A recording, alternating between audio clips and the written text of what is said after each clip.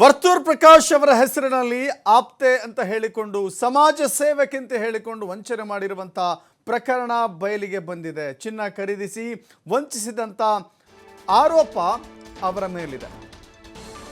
ಆಕೆ ಮಾಜಿ ಸಚಿವ ವರ್ತೂರ್ ಪ್ರಕಾಶ್ ಅವರ ಆಪ್ತೆ ಅಂತ ಹೇಳಿಕೊಂಡಿದ್ದಾಳೆ. ಆಕೆಯ ಬಂಧನವೂ ಕೂಡ ಆಗಿದೆ. ಹತ್ತತ್ರ 3 kg ಅಂದರೆ 2 kg 945 ಗ್ರಾಮ್ ಚಿನ್ನವನ್ನು ಖರೀದಿಸಿ ಅಂದರೆ 2,42 ಲಕ್ಷದ್ದು ಬಗಲ್ಗುಂಟೆ ನಿವಾಸಿ ಶ್ವೇತಾ ಗೌಡ ಎಂಬಾಕೆ ಬಂಧಿತ ಆರೋಪಿ. ಚಿನ್ನದ ಮಳಿಗೆಗಳಲ್ಲಿ ಗಣ್ಯರ ಹೆಸರುಗಳನ್ನು ಬಳಸಿಕೊಂಡು ವಂಚಿಸಿದ ಆರೋಪ ಇದೆ. ತಾನು ಚಿನ್ನಾಭರಣ ವ್ಯಾಪಾರ ಮಾಡುವುದಾಗಿ ಹೇಳಿ ಸಗಟು ದರದಲ್ಲಿ ಹೋಲ್ಸೇಲ್ ದರದಲ್ಲಿ ಚಿನ್ನವನ್ನು ಖರೀದಿ ಮಾಡಿದ್ರು. ಮಾಜಿ ಸಚಿವ ವರ್ತೂರ್ ಪ್ರಕಾಶ್ ಅವರ ಮನೆ ವಿಳಾಸವನ್ನು ಕೊಟ್ಟಿದ್ಲು ಶ್ವೇತಾ. ಇವತ್ತು ಆರೋಪಿ ಕಸ್ಟಡಿ ಮುಕ್ತಾಯ ಹಿನ್ನೆಲೆ ಕೋರ್ಟ್ಗೆ ಹಾಜರುಪಡಿಸಲಾಗಿದೆ. ಎಸಿಪಿ ಕಚೇರಿಯಿಂದ ಮೆಡಿಕಲ್ ಟೆಸ್ಟ್ಗೆ ಆಕೆಯನ್ನು ಕರೆದೊಯ್ಯಲಾಗಿದೆ. ಪೊಲೀಸರು ಮಾಜಿ ಸಚಿವ ವರ್ತೂರ್ ಪ್ರಕಾಶ್ ಅವರಿಗೂ ಕೂಡ ನೋಟಿಸನ್ನು ನೀಡಲಾಗಿದೆ. ಈಕೆ ಕಂಡ ರಾಜಕಾರಣಿಗಳನ್ನು ವಿವಿಐಪಿಗಳನ್ನು ತನ್ನ ಮೋಸದ ಜಾಲಕ್ಕೆ ಬಳಸಿಕೊಳ್ತಾ ಇದ್ಲು. ಕೇವಲ ವರ್ತೂರ್ ಪ್ರಕಾಶ್ ಅಲ್ಲ, ದೊಡ್ಡ ದೊಡ್ಡ ವ್ಯಕ್ತಿಗಳಿಗೆ ಗಾಳ ಹಾಕಿ ಅವರ ಹೆಸರುಗಳನ್ನು ಒಂದೊಂದು ಸ್ವೀಟ್ಗಳ ಹೆಸರುಗಳಲ್ಲಿ ಅಂದರೆ ರಸಗುಲ್ಲಾನೋ ಜಾಮೂನೋ ಪೇಡಾನೋ ಹೀಗೆ ಒಬ್ಬೊಬ್ಬ ರಾಜಕಾರಣಿಗಳ ಹೆಸರುಗಳನ್ನು ಹೀಗೆ ಈಕೆ ಸ್ವೀಟ್ಗಳ ಹೆಸರುಗಳಲ್ಲಿ ಸೇವ್ ಮಾಡ್ಕೋತಾ ಇದ್ಲು. ರಸಗುಲ್ಲಾ ಅಂದರೆ ಒಬ್ಬ ಯಾವ ರಾಜಕಾರಣಿ ಅಂತ. ಹೀಗೆ ಇಂಥ ಸರಣಿಗಳ ಪೈಕಿ ವರ್ತೂರ್ ಪ್ರಕಾಶ್ ಅವರ ಹೆಸರು ಕೂಡ ಒಂದು ಸ್ವೀಟ್ ಹೆಸರಲ್ಲಿ ಅಥವಾ ಸಿಹಿ ತಿಂಡಿಯ ಹೆಸರಿನಲ್ಲಿ ಸೇವ್ ಮಾಡ್ಕೊಂಡಿದ್ಲು. ಬೇರೆ ಬೇರೆ ದೊಡ್ಡ ಪ್ರಭಾವಿಗಳ ಹೆಸರುಗಳನ್ನು ಹೇಳಿಕೊಂಡು ಇದೇ ಕಮರ್ಷಿಯಲ್ ಸ್ಟ್ರೀಟ್ ವ್ಯಾಪ್ತಿಯ ಒಂದು ಗೋಲ್ಡ್ ಜ್ಯುವೆಲರಿ ಶಾಪ್ಗೆ ಹೋಗಿ ಬೃಹತ್ ಪ್ರಮಾಣದ 2,42 ಲಕ್ಷ ಬೆಲೆ ಬಾಳುವಂಥ ಚಿನ್ನಾಭರಣವನ್ನು ಖರೀದಿ ಮಾಡಿದ್ಲು. ಕತೆ ಬಹಳ ಬ್ಯೂಟಿಫುಲ್ ಆಗಿ ಕತೆ ಕಟ್ಟಿದ್ಲು. ನಾನು ಕೂಡ ಚಿನ್ನದ ಅಂಗಡಿಯನ್ನು ಸ್ಟಾರ್ಟ್ ಮಾಡ್ತಾ ಇದ್ದೀನಿ, ನಾನು ಕೂಡ ಚಿನ್ನದ ಅಂಗಡಿಯನ್ನು ಓಪನ್ ಮಾಡ್ತಾ ಇದ್ದೀನಿ ಅಂತ ಹೇಳಿ ಕತೆ ಕಟ್ಟಿ ನನ್ನ ಜೊತೆ ಇಂತಿಂಥ ಬಹಳ ದೊಡ್ಡ ಘಟಾನುಘಟಿ ನಾಯಕರಿದ್ದಾರೆ ಅಂತ ವರ್ತೂರ್ ಪ್ರಕಾಶ್ ಅಂತವರ ಹೆಸರುಗಳನ್ನು ಆಕೆ ತೇಲಿ ಬಿಡ್ತಾ ಇದ್ಲು. ಆದರೆ ಈ ವಿಚಾರವಾಗಿ ಆಕೆ 2,42 ಲಕ್ಷದ ಚಿನ್ನಾಭರಣವನ್ನು ಖರೀದಿ ಮಾಡಿದ ನಂತರದಲ್ಲಿ ಆಕೆ ಚಿನ್ನದ ಮಳಿಗೆಗಳನ್ನು ಓಪನ್ ಮಾಡಿದ್ಲಾ ಅಂತ ಕೇಳಿದರೆ ಇಲ್ಲ. ಹೋಗಲಿ, ಚಿನ್ನ ತೆಗೆದುಕೊಂಡ ನಂತರ ಹಣ ಕೊಟ್ಲಾ ಅಂದರೆ ಇಲ್ಲ. 3 ನಾಮ ಹಾಕ್ಬಿಟ್ಲು. ಕೇಳಿದರೆ ನನಗೆ ಅವ್ರು ಗೊತ್ತು, ಇವ್ರು ಗೊತ್ತು, ನನ್ನ ಕಡೆಯವ್ರು ಹಾಗೆ, ನನ್ನ ಕಡೆಯವ್ರು ಹಿಂಗೆ ಅಂಥೇಳಿ ಬಹಳ ದೊಡ್ಡ ಡ್ರಾಮಾ ಶುರು ಮಾಡಿದ್ಲು. ಆಗ ಈಕೆಯ ಮೊಬೈಲನ್ನು ರಿಟ್ರೀವ್ ಮಾಡಿದಾಗ ಒಂದೊಂದು ಸಿಹಿ ತಿಂಡಿ ಹೆಸರಿನಲ್ಲಿ ಒಬ್ಬೊಬ್ಬ ರಾಜಕಾರಣಿಯ ಹೆಸರನ್ನು ಸೇವ್ ಮಾಡಿದ್ದಾಳೆ.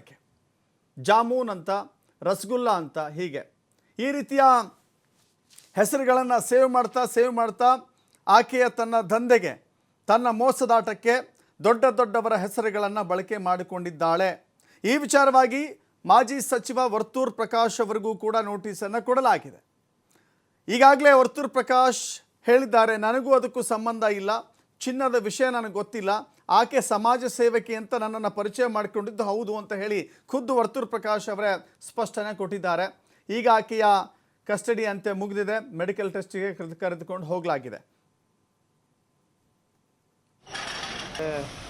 ಮತ್ತಷ್ಟು ಮಾಹಿತಿ ನಮ್ಮ ಪ್ರತಿನಿಧಿ ಸಂತೋಷ್ ಪಟೇಲ್ ನೀಡ್ತಾರೆ. ಸಂತೋಷ್ ಪಟೇಲ್, ಈಕೆಯ ರಂಗಿನಾಟ ನೋಡಿದ್ರೆ ನಿಜಕ್ಕೂ ಕೂಡ ವರ್ತೂರ್ ಪ್ರಕಾಶ್ ಮಾತ್ರ ಅಲ್ಲ, ಸಿಹಿ ತಿಂಡಿಗಳ ಹೆಸರಿನಲ್ಲಿ ದೊಡ್ಡ ರಾಜಕಾರಣಿಗಳನ್ನು ಹೆಸರು ಸೇವ್ ಮಾಡಿಕೊಂಡು ಅವರ ಹೆಸರುಗಳನ್ನು ಹೇಳಿಕೊಂಡು ಮೋಸದಾಟ ಮಾಡ್ತಾ ಇದ್ಲು.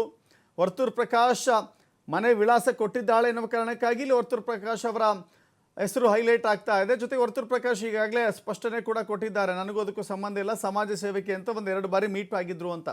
ಅಸಲಿ ಕಹಾನಿ ಏನು ಇದರಲ್ಲಿ ಅಂತ? ದಶರಥ್, ಏನು ಹಿರಿಯ ರಾಜಕಾರಣಿಗಳ ಹೆಸರು ಇಲ್ಲ, ಅದರ ಜೊತೆಗೆ ಸಿನಿಮಾ ನಟನಟಿಯರ ಹೆಸರು, ಅವ್ರ ಜೊತೆ ಫೋಟೋಗಳನ್ನು ತೆಗೆದುಕೊಳ್ಳುವಂಥದ್ದು ಮತ್ತು ನನಗೆ ಸೆಲೆಬ್ರಿಟಿಗಳ ಜೊತೆ ಸಂಪರ್ಕ ಇದೆ ಅಂತ ಹೇಳಿ ಬೇರೆ ಅವ್ರನ್ನ ಹಣ ಅಂತ ಇರ್ಬೋದು, ಜ್ಯುವೆಲರಿ ಶಾಪ್ಸ್ ಪರಿಚಯ ಮಾಡ್ಕೊಳ್ಳುವಂಥದ್ದು.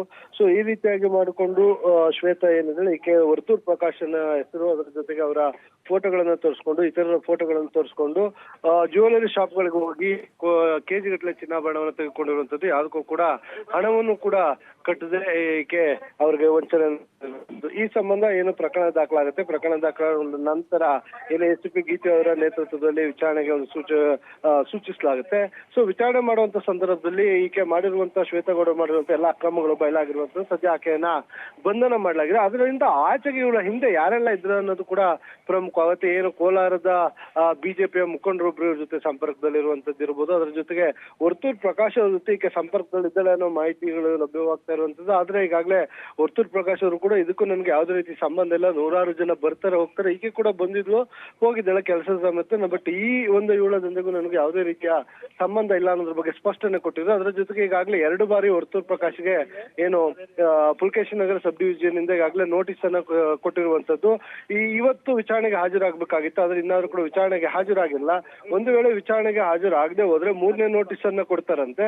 3ನೇ ನೋಟಿಸ್ ಅನ್ನ ಕೊಟ್ಟ ಬಳಿಕ ಆಗಲೂ ಕೂಡ ವರ್ತೂರ್ ಪ್ರಕಾಶ್ ವಿಚಾರಣೆಗೆ ಹಾಜರಾಗದೆ ಹೋದ್ರೆ ಅವರನ್ನು ಕೂಡ ವಶಕ್ಕೆ ಪಡೆಯುವ ಎಲ್ಲಾ ಸಾಧ್ಯತೆಗಳಿದೆ.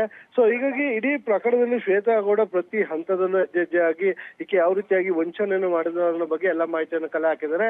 ಸೊ ತನಿಖೆ ಮಾಡುವಂತ ಸಂದರ್ಭದಲ್ಲಿ ಈ ಹಿಂದೆ ಯಲಹಂಕ ಪೊಲೀಸ್ ಠಾಣೆಯಲ್ಲೂ ಕೂಡ ಈಕೆ ಇದೇ ರೀತಿಯಾಗಿ ವಂಚನೆ ಮಾಡಿ ಬಂಧನಕ್ಕೊಳಗಾಗಿದ್ದು ಕೂಡ ಬಯಲಾಗಿರುವಂತದ್ದು. ಒಟ್ಟಾರೆಯಾಗಿ ದೊಡ್ಡವರ ಹೆಸರುಗಳನ್ನ ಇಟ್ಕೊಂಡು ಅಮಾಯಕರಿಗೆ ವಂಚನೆ ಮಾಡ್ತಿದ್ದು ಮತ್ತು ಸುಲಿಗೆ ಮಾಡ್ತಿದ್ದಂತ ಶ್ವೇತಗೌಡ ಬಂಧನವಾಗಿರುವಂತದ್ದು. ಇನ್ನ ಆಕೆಗೆ ಕುಮ್ಮಕ್ಕು ಕೊಟ್ಟಂತ ತಂಡಗಳೇನಿದೆ, ಸೊ ಅವರನ್ನು ಕೂಡ ಬಂಧನ ಮಾಡ್ಲಿಕ್ಕೆ ಎಲ್ಲ ತಯಾರಿಯನ್ನ ನಡೆಸ್ತಾ ಇರುವಂತದ್ದು. Dasharath, yes, thank you Santosh ನಿಮ್ಮೆಲ್ಲ ಮಾಹಿತಿಗೆ.